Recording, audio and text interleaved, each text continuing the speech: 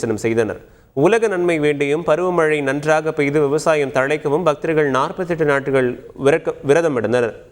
அதனைத் தொடர்ந்து மாலை அணிந்து இருமுடி கட்டி வேதாரண்யேஸ்வரர் ஆலயத்திலிருந்து 5 கிலோமீட்டர் தொலைவில் நடந்து கோவிலை வந்தடைந்தனர். அங்கு பால், பன்னீர், இளநீர், தேன், தயிர், சந்தனம் உள்ளிட்ட 16 வகை திரவியங்களால் அம்மனுக்கு அபிஷேகம் செய்யப்பட்டது.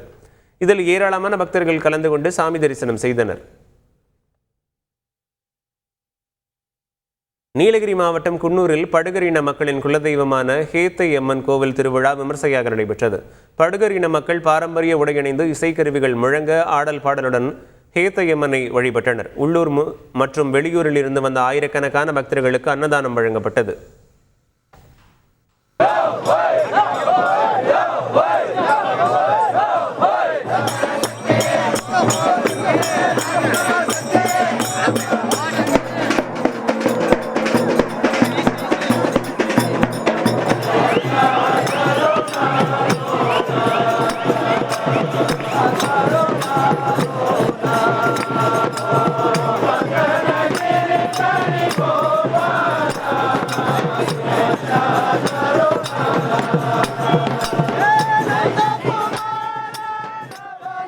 திண்டுக்கல் மாவட்டம் ரெட்டியார் சத்திரம் அருகே உள்ள பாதாள செம்பு முருகன் கோவில் புத்தாண்டை முன்னிட்டு ஏராளமான பக்தர்கள் நீண்ட வரிசையில் நின்று சுவாமி தரிசனம் செய்தனர்.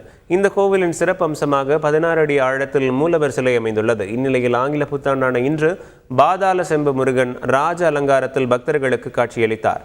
பக்தர்கள் நீண்ட வரிசையில் நின்று நீண்ட நேரம் காத்திருந்து சாமி தரிசனம் செய்தனர். செய்திகளை உடனுக்குடன் தெரிந்து கொள்ள உடனே சப்ஸ்கிரைப் பண்ணுங்க.